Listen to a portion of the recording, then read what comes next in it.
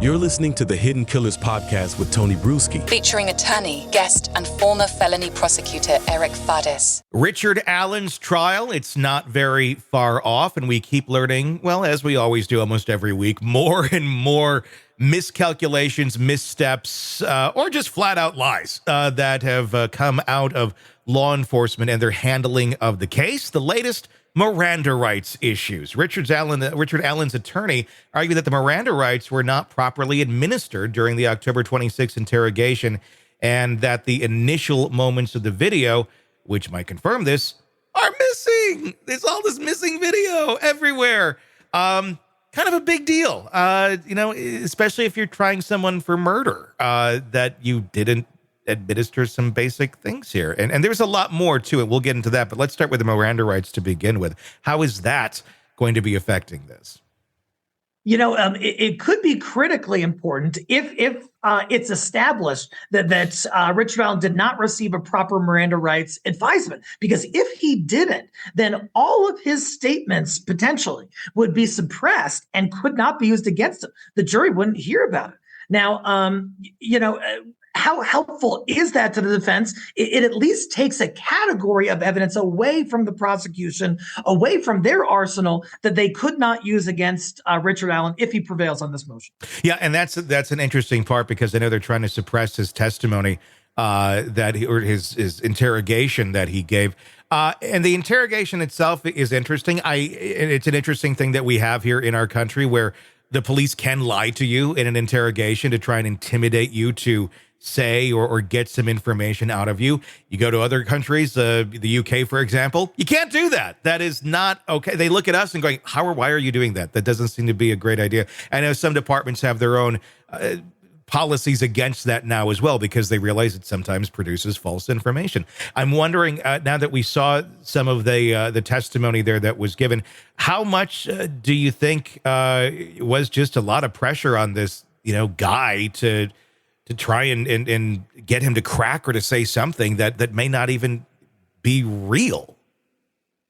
These interrogations are nerve-wracking as is. Mm-hmm. You've got officers who are trained to elicit information in an incriminating way, peppering you with questions about the murder of two little girls. And so without question, an individual is going to feel that pressure. And really the issue for the court is whether that pressure rose to such a level that it became too coercive and really overcame Richard Allen's will and forced him to give up information. Because we're hearing the accusations also that he had admitted to the crime now to more than just his mom and to his wife, I believe.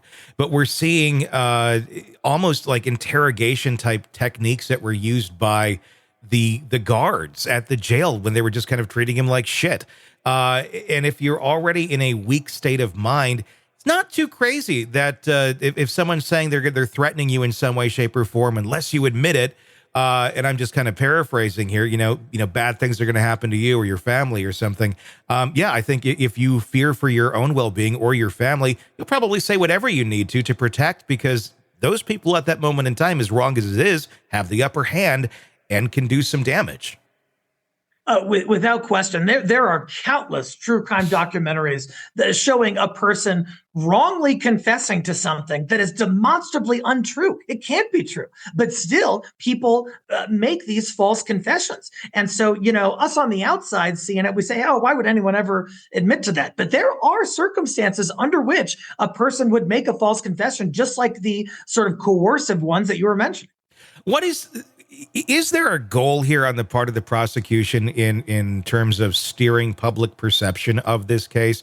I'm wondering if they went into this really heavy-handed thinking, we got our guy, we're really going to, and they just keep trudging down that road, even though there's like no more cars on the road and the road's kind of falling apart and there's a cliff dead ahead, but we're going to keep going. I think they were maybe trying to steer it their way, but now it's just gone so off the frickin' rails.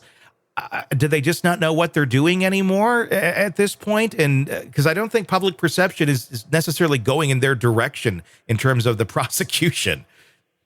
No, I feel you, Tony. And I'm wondering if, when there are two girls dead in a community, there's a lot of societal pressure, right? Especially on law enforcement. You got to find the person and you've got to make sure that they get what they deserve. And so I'm wondering if law enforcement came out super heavy-handed and thought they had the right dude, and now things are kind of crumbling. A lot of questions are being raised. And are they still just kind of riding this horse into the ground because of egos, because of, they don't want the embarrassment of letting off a little bit, or because they think this is what the community wants? I don't know, but I agree with you that I don't think it is what the community wants. If he is convicted on this, he pretty much has won at Monopoly and has the get a new trial free card going on. How different, this is way down the road, but how different would a second trial be? We're talking about the same sort of evidence, the same sort of people. I think the only hope you have is, different judge that maybe won't be so hard-handed and ignorant on so many of the facts here, just blatantly irresponsible with how this is being handled. But would get a new trial free card is lovely, but if it's still the same jurisdiction and the same sort of people, does that matter? One question in response to that is this investigation so botched that it's just not recoverable? Yeah. Even if he's convicted on the first trial and then wins on appeal and there's a second trial, the defense still gets to talk about law enforcement incompetence, law enforcement errors, law enforcement bias, and kind of what some might seem as harassing conduct against Richard Allen. And so those things don't necessarily go away. Those errors aren't erased simply because there's a second trial. And I'm just wondering if things are so botched that a second trial would not be fruitful either. 5 years from now, is Richard Allen behind bars, or is he enjoying the multi-million-dollar settlement after suing the police force in Delphi? Yeah, two extreme scenarios in terms of how this could play out. It could go all the way on this end or all the way on another end. At least in my appraisal, the confessions are going to be a hurdle for defense to get over.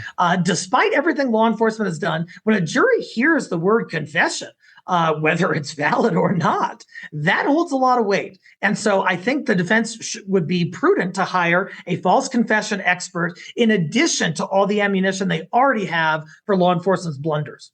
Sick of the ads? We are too. Start listening with no commercials now and get access to all of our episodes in advance of everyone else. Become a True Crime Today Premium Plus subscriber on Apple Podcasts. Search True Crime Today Premium Plus on Apple Podcasts or go to our podcast page and sign up now. True Crime Today Premium Plus. Sign up now.